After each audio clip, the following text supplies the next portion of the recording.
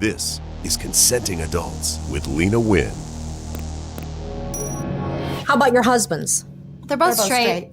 I'm actually a little surprised at how unruffled they are. You know, you get into like a DP or a DVP, there's a lot of incidental touching. And they don't even think about it. My guests today are two women in their 40s, both business owners, both in committed relationships. In fact, they're marriages, and you're both in open marriages. That's right. It's going to get very, very interesting. What I'm going to love about this conversation is that society doesn't really look kindly upon women who are enthusiastic about sex, right? So if you're a woman and you're really experienced and you want to experiment, society has always kind of looked at those women as like promiscuous, right? Yes. They've got, you know, they're whores, they're sluts or whatever. Yes. But if you're a man, then it's, he's experienced. He knows what he's doing. And we don't look at men the same way we look at women when we're talking about sex. That's not fair. Exactly right. Yes. The messages that women get from a really young age about sex is just phenomenally fucked up and contradictory, right? Young women are not expected to want sex. They're, supposed to be good girls and yet also have like amazing oral skills as soon as they walk into the bedroom. It's just very, very mixed up messages. Well, and then we're supposed to relate with men who have been given exactly the opposite message. And so how are we supposed to come together with any kind of real, cohesive, fantastic sex life? Right. Okay. So, but aside from being open about talking about sex, you guys have kind of taken it a step or 20 further. And that is you're in open marriages and now you're doing this podcast and you're talking about things like, BDSM and hall passes and being with, other partners. And I'm not sure all you're into. So we're going to get to that. But did you guys know each other before or how did this happen, this friendship? We met on a lifestyle couples date close to 2 years ago. So we both sort of independently discovered the lifestyle with our husbands and had been active for a while before we met each other. And we just sort of immediately clicked as a foursome, which is really unusual. I wasn't sure whether you guys are just like two girlfriends who have this cool show and you're going to talk about all things sex, or if you actually have been intimate with each other. Mostly we sort of husband swap, if you will, but we have somewhat a sexual relationship as well, but really it's more being girlfriends. Is there a difference between open marriages and swinging? I prefer the term open because it doesn't seem to have so much baggage, so much labels associated with it. Most people think about swinging as just sex, sometimes even just anonymous sex. Which, by the way, there's nothing wrong with that either, right? Sure. Right. Absolutely. We, to each his own. We just like it to be a more all-encompassing term. If you're saying swinging and people immediately have certain ideas of what that is, that's not all we are. I want you to tell me all the wonderful things you guys do. So besides swapping, okay? Yeah. So besides swapping, what else are you guys into? I think that's a great question because we meet so many lifestyle couples whose sex lives are actually kind of boring, really vanilla. And we have explored a lot of different kink spaces. That was something that Mr. Ams and I actually got started in before we discovered the lifestyle was kink and BDSM. So we were exploring that space for a few years. For Kat, that's new for you. Yeah, guys. BDSM is not something that I have explored prior to really this foursome relationship that we sort of have. Mr. Kat and I mostly were interested in erotica and how to make our sex lives more fulfilling just for the two of us. Yeah. But when we started talking about opening up our marriage, it was more how do we meet other couples that are like-minded, wanting to do the same kinds of things that we like to do? And the erotica that we were reading was sort of in that realm of, opening up your marriage, voyeurism, husband swapping. Yeah. And it got more and more interesting. It just really, the conversation just went in that direction. And the more and more we talked about it, the more we found that we were mutually interested in pursuing that. So yeah, we are happily married women and sex is our hobby. The first time I heard someone describe sex as a hobby, I compared it to bowling. Okay. And it's like, because so many of you treat it like that. It's kind of just something fun. It's extracurricular you do in addition to the already great relationship you already have. Yeah, I think that sounds exactly right. Yeah. And wouldn't you say that most couples in the lifestyle have a great relationship? Because people outside the lifestyle, they're like, oh, well, you really can't love your husband if you want to share him. If they don't have a great relationship, they're usually out of the lifestyle pretty quickly, or they're out of the marriage pretty quickly. Yeah. Mm-hmm. Most of the couples that we've met have been amazing, and you can see the bond. You can see the connection that they have with each other. Plus, there is no bigger turnoff than meeting a couple who are disrespecting each other, right? We want to know that they're loving and happy and that nobody's being dragged along into the experience. So let's get to you guys individually. First, Ams, can you tell me about your first experience, what you would call a lifestyle experience? For a sexual experience? Yep. Super fumbly. Very, very fumbly. Really nice couple who was also very, very new to the lifestyle. And we met them on a date and we got along really well. Just the chance to talk so openly with another couple was such a new and fun experience for us because you can't talk about sex with anybody. So we had a great first date and we set up a second date to play. We got a really nice hotel room and met them in the hotel lobby. Now the hotel rooms aren't quite as nice. They're still great. But, when you start doing this for a while, the hotel rooms add up. So we found ones that aren't quite as expensive as the first one. But we went up into the hotel room and we played a card game. It's a little like truth or dare, spin the bottle card game. And then we started kissing each other. And the idea of the experience was a lot sexier than the experience itself. Why was that? Well, we didn't know what the fuck we were doing, for one. The other gentleman had a little bit of trouble. I don't want to say performing, but just his head wasn't in the game. I think he thought the idea of seeing his wife with another man was going to be a turn on. And at the end of the day, it did not seem to turn him on. The situation wasn't as sexy as you thought it would be. And it wasn't anything that was physical, right? It was actually just the vibe. Yeah.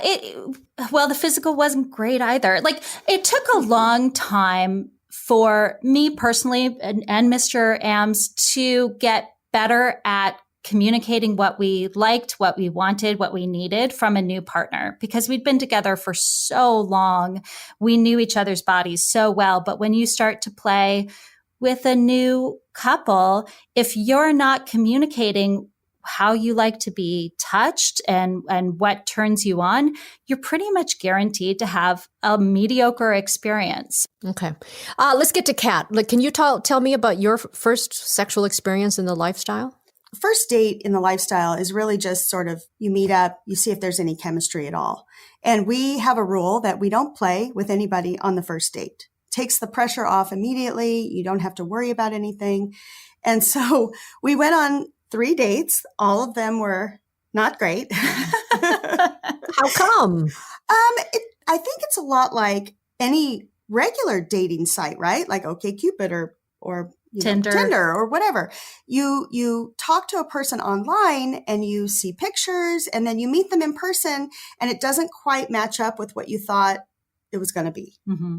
And we were so new to this whole thing. We really didn't know what to expect. We didn't know anything. So we sort of just jumped right in, but knew we were just going to take things slow. And when we found a 4-way connection, which is really hard to find, yes, then we would be like, thumbs up. Though my personality is a little flirtatious and outgoing, and I tend to just have a good time wherever I am. And so I think, with our first couple of dates, well, with the very first date for sure, I think that Mr. Cat thought I was on board and I was not on board. But finally, we did meet a couple number four, that we hit it off with right away. There was physical chemistry. There was mental chemistry. We talked, laughed, had a good time. And then we set up a date with them. And they actually were more experienced than we were. So they knew too that this would be our first experience, and they were so great. That's one thing that I think is amazing, is that most of the couples, I would say almost all of the couples that we have met, whether we've hit it off to play or not, have been really sweet and nice and respectful and just really cool. And so these two, they sort of knew that they were bringing us along. They had us over to their house where they grilled steaks. I think that's a thing. Swinger code where you're getting laid. But we were drinking wine, and I don't typically drink wine. I think I got a little tipsy.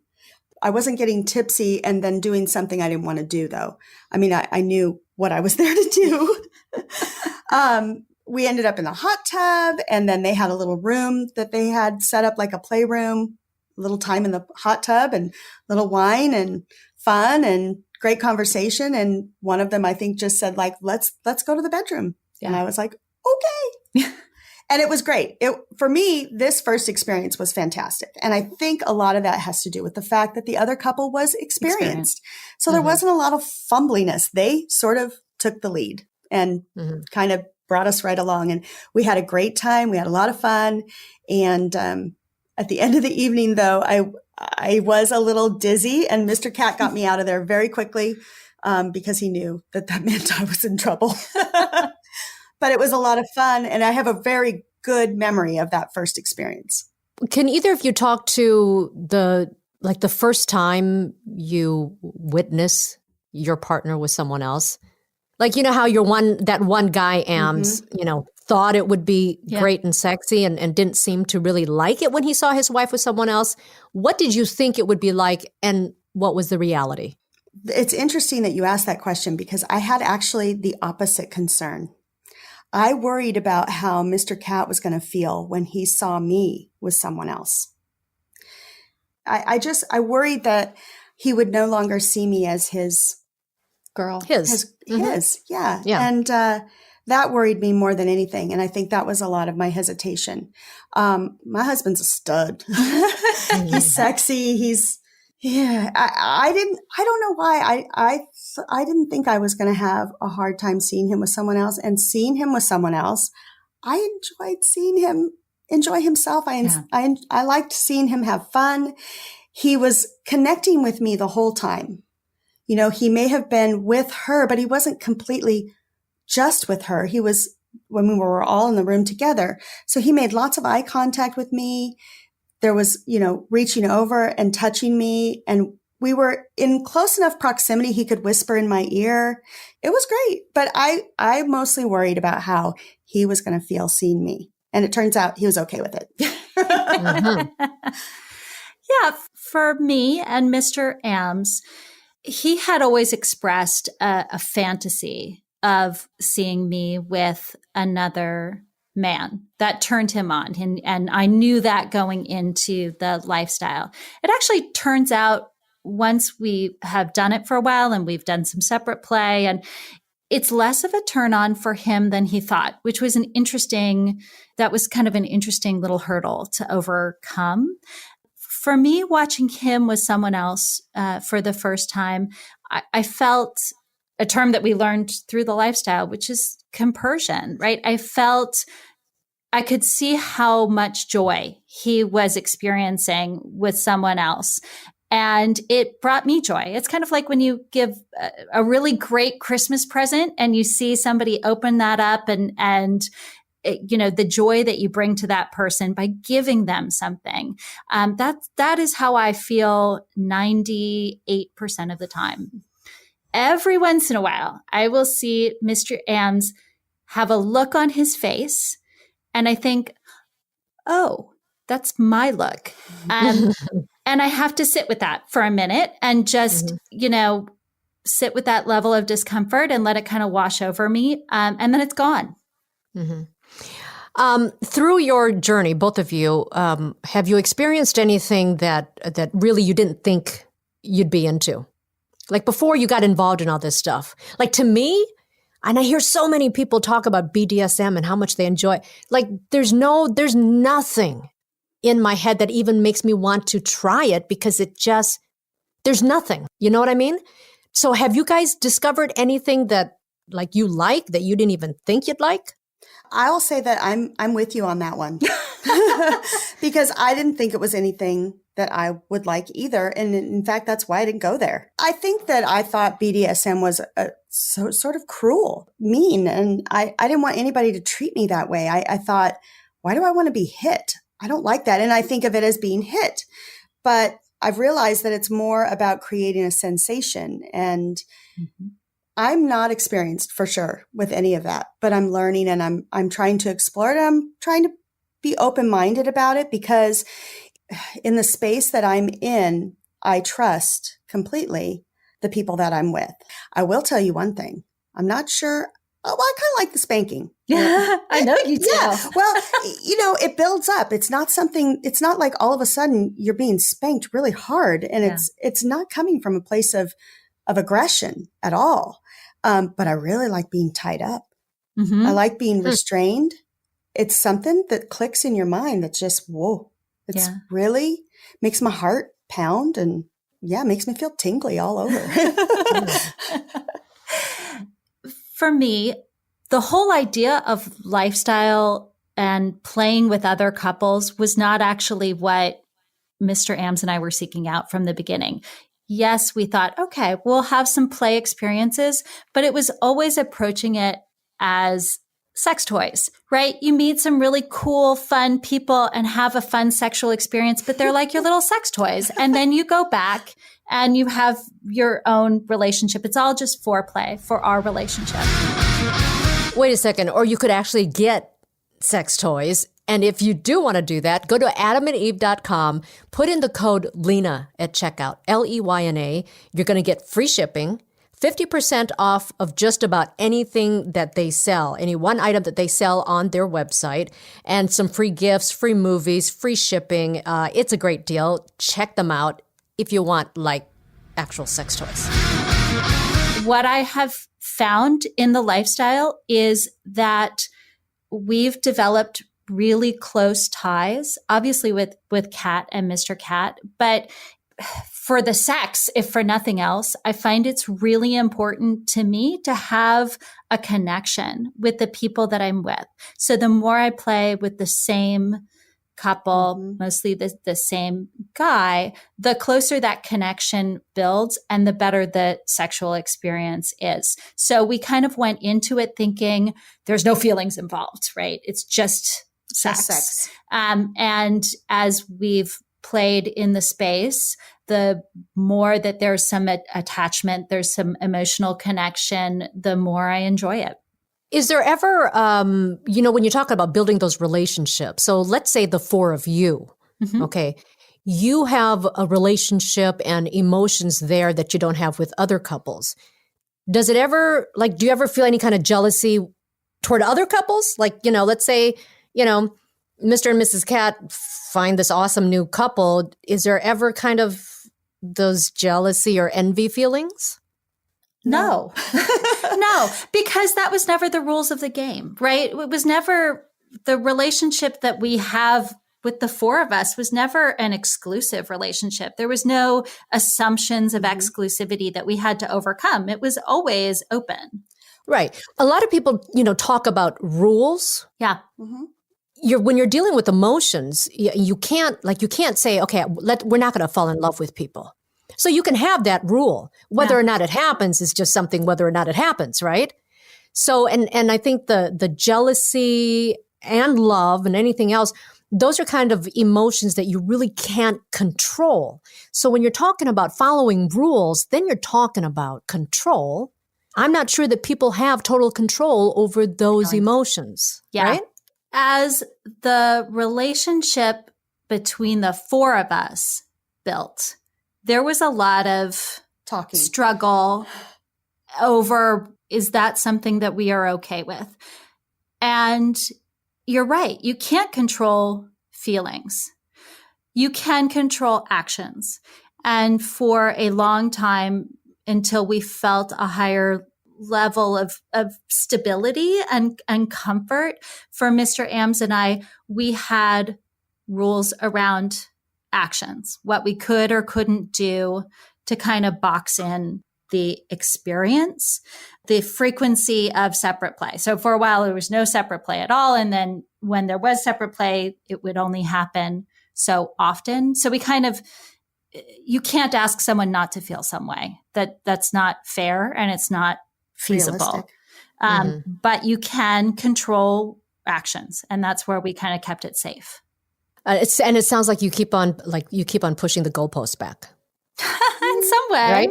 Maybe. I mean, as the trust between the four of us has built over time, Yeah. the rules change because we're more and more comfortable. But I would say, my feelings for Ames are paramount. That's the most important part of this foursome to me. Yeah. Because if I don't have a good connection with Ames, then none of this works. I think the friendship that the two of us have built together has been what has propped up the foursome, the four of us together. Has there ever been any kind of drama, like hurt feeling, like with any friendship, right? So far, so good. So far, so good. How long have you guys known each other or been together? Close to 2 years. Well, and a lot of this grew out of this pandemic. We can't go to meet and greets. We can't go to events. We can't meet other couples really. And we already knew that we liked each other. So we just decided to form our own quarantine and hang out with each other. And we hung out with each other so much that we just became closer and closer. And so if there's a problem that comes up, we talk about it. There really I wouldn't call them problems, more like challenges. But what you're talking about isn't completely foreign to us. I mean, the fact that we were developing real feelings for each other was a topic of discussion. Are you both straight? Are you bisexual? Are you bi-curious or bi-situational or whatever the term is? That's situational. I like that one maybe the best. I never thought that I was bi from the beginning, but curious for sure. As we have been with other couples, that feeling is just women are beautiful. It's very easy to cross that line a little bit and then a little bit more. We hug and kiss each other all the time. Like, when we see each other on the street, men don't do that with each other, but we do. And so crossing that line just a little bit more, just a little bit more is not, it doesn't seem weird to me at all. It's comfortable and it's very situational. For me personally, it's not something I seek out. We've met plenty of women in the lifestyle who are in the lifestyle because they want to explore that part of their sexuality. If the vibe is right, if the mood is right, if the lighting is right, then sure, I'll go there. But it's also, I've played with plenty of couples where the woman has said, I am straight. I don't want to play with women at all. And that's cool. We can all still have a great time. How about your husbands? They're both straight. I'm actually a little surprised at how unruffled they are. You get into like a DP or a DVP. There's a lot of incidental touching. And they don't even think about it. Right. Since you brought it up. She brought it up. This DP and DVP thing, is that, like, I am surprised to hear of how many women have done this in the lifestyle. Like, I would never even think of it. That is like, that has always been something that people joked about when they talked about porn. But it sounds like so many people do that. Is it something that you did? I tell me how you got here. I think we've found her. Holy moly. So not something that I had ever experienced pre-lifestyle. And it's not something that I ever thought I would do in the lifestyle. Yeah. You need to have a lot of trust with your playmates, and the guys need to like each other really well. Sure. So it's, it's not on the menu every day. It's more seasonal.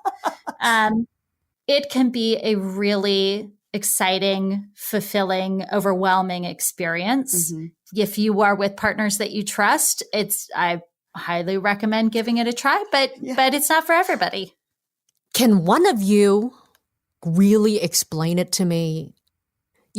Everyone seems to talk about it as if it's just this thing, like you should try meditation. It's, really, no, it's so completely different. Like, can you explain the physical feeling? How do you enjoy it? Did you get to the point where you got to enjoy it? Or is it just all in your head? Like, wow, look at this wild and crazy thing I'm doing. Hello? Are you there? We're here. Well, okay, let me jump in, and then Kat, you had your first last night, right? Yeah. Oh. Okay, so I'm going to let you, I'll let you take it home. But the way to start, right? Can't draw you a picture because we can't see each other, but the way to start would be one guy who's the anchor, usually the biggest guy, and I don't mean his biceps, should be laying on the bed, and then you, the woman, would get on top of him, sort of cowgirl style.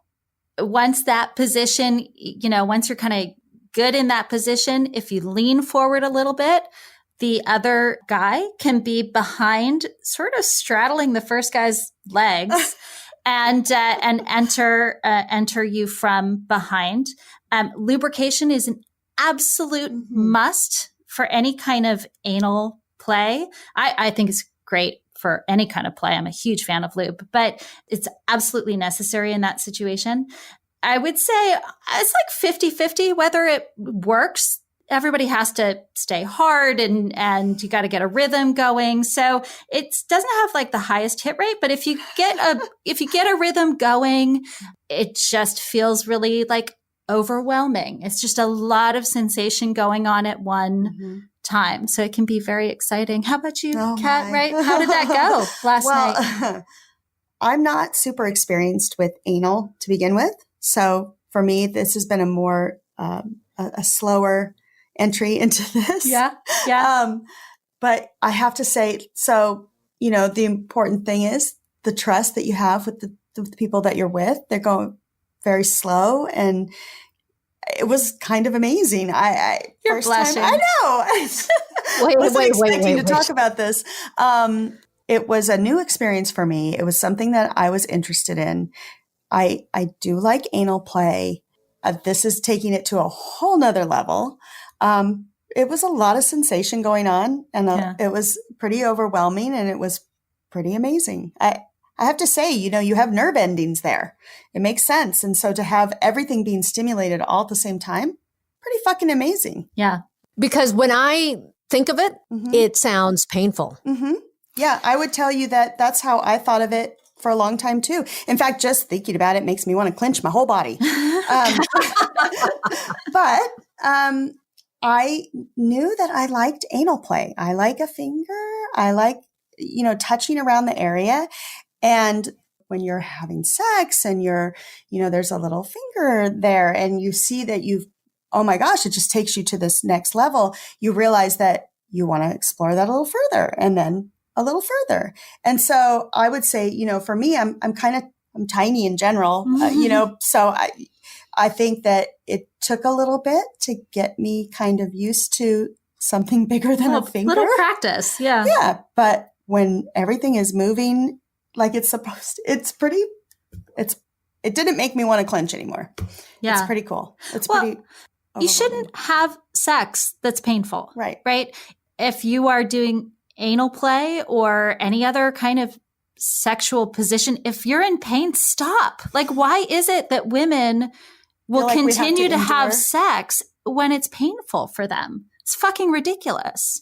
Like, take the time to get aroused or to lubricate, or, just give yourself time to build that pleasure and stop if you're in pain. And don't do anything you don't really want to do. Yeah. If a finger doesn't turn you on, then the other isn't going to either. So forget it. Is there a lot of toy usage in the lifestyle?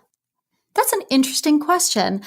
It took us a while to feel comfortable bringing toys to a play experience. Took us a while to even just bring out lube in a play experience. And now I would say probably 75% of the time we'll bring out a toy. Wow. You guys have a big stash. So we record in a playroom that is off of Mr. Am's and my bedroom with a hidden secret door. So it's soundproof and it's filled with toys. Well, you guys have kids too, right? We do. Is that why there's a hidden door? Mm-hmm. Yes. And a lot of soundproofing. That's right. Speaking of children, you guys are in your 40s, so your children are young. School age. Yes. School age children. How do you do all this when you have kids? I mean, that's a lot of scheduling. It is. It's a balancing act. We are really fortunate in having a few friends in the lifestyle, and we've kind of gotten into the habit, and our kids are all friends with each other. So we've kind of gotten in the habit of sending the kids all to one person's house, and then the other two get to play and kind of round robin that way.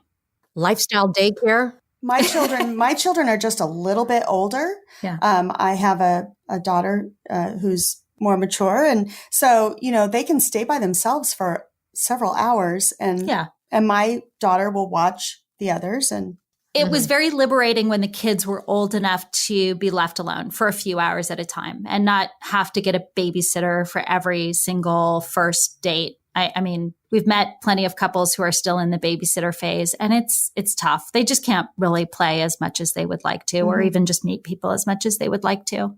I think that might be why a lot of swingers are in their 40s. Right. That's when our kids are getting to that age where we're like, okay, now what? Yeah. Now let's have some fun for us. So you just turned this video on, Johnny. You guys just play for a little bit, right? Mommy and Daddy will be right back. When you reach your 40s and, your kids are a little bit older and they're a little more independent.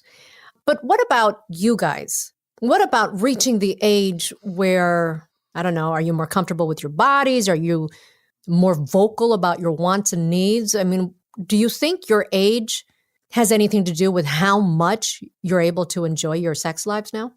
I do. Yes. I mean, I think Ams talked early on about how much just bullshit we are fed when we're younger, Save yourself for marriage. You have to be a good girl. He won't want you if you give it to him for free. Mm-hmm. As we get older, we have kids, we move through these stages of our life. It's sort of like we grow as people. We explore different things. We're exposed to different things, and we realize there's so much more out there than sort of what we're sort of fed, from a young age. And when we start to explore those things between now and dead, how do we want to live? Let's have some fun. Let's have some fucking fun. Yeah. And it's really been fun. Yeah. I think of it as Mr. Ams and I kind of had our midlife crisis together. And that's a good way to put it. You wake up one day, you realize maybe close to half your life is over. And how do I want to spend the rest of it? We knew we wanted to be together. We knew we wanted to have more fun. We had a couple of friends who were going through divorces, and that was a huge wake up call. Like, how do we not take our relationship for granted? And so we were mature enough to have that conversation and to really explore without feeling like that was going to be a threat to our marriage. But gosh, I wish that I had been more open in my 20s. And I hope that kids in their 20s are better at a little bit more figuring this out earlier than we did. Well, and I would say too, like, here we are in our 40s, we're hanging out with people who are like-minded, right? We're hanging out with a lot of lifestyle friends. It's not always playtime. No. We hang out, we barbecue, we do all kinds of things. We go to concerts, we go skiing. Yeah. We have whole weekends where there's no sex other than with your own partner. Yes. It's not like it's an orgy every every time we get together, you know? But what's nice is that there's just this comfort level where you can just say whatever you want. You can just talk about everything. And it's so much fun and it's just liberating. I think that our audience, unlike a lot of other podcasts where it's all lifestyle people, a lot of our audience are not lifestyle people. Yeah. Yeah. If it sounds intriguing, what are the first steps? What do you do? How do you get in without getting burned? We started with erotica, reading about it, talking about it. You know, Mr. Cat sent me stories and I would send him stories. His stories got more and more exciting and salacious and sort of started to push the envelope of openness and swinging. And it opened up discussions.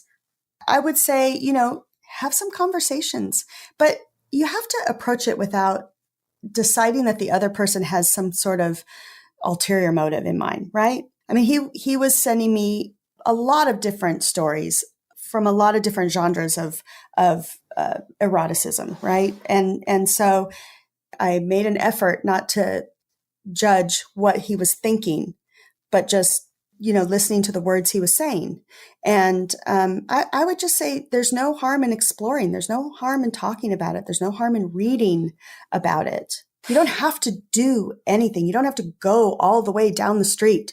You know, sometimes the place you are is just right. And there's nothing wrong with talking about it. Yeah. So what we like to say kind of over and over again in our podcast is use your motherfucking words. You may or may not know what turns you on sexually, especially women, right? We have such a tough time separating out like what we enjoy sexually from what we think we should enjoy or what our partner enjoys.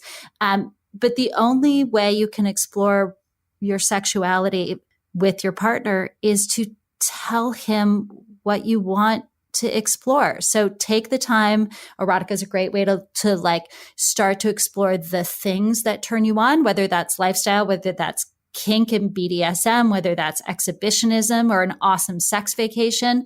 Like you have to think, what is it that I want? You have to tell your partner what you want. And then, oh my God, shocker, he wants to give you what you want. He's thrilled to make your sexual fantasies come true. I think a lot of women would be pleasantly surprised. Men want to hear what's going to turn you on. Yes. Yes. Right? It's. I don't know what it is. Is it because they think it's so out there? Do they think they're going to turn their man off? Do they think, oh, he's going to think I'm a slut? I'm not sure what it is, but over and over, I keep on hearing like, men want to hear what you want. Because we're so fucking confusing. Women have no idea what they want. And guys, God love them. They have great cocks. We're a huge fan, but they're simple creatures. They just want to be told what to do. So like, if I had one advice for the women out there, figure out what you want. Tell your partner what you want. He is dying to give it to you. Yes. And there you go. Advice from the two hot wives.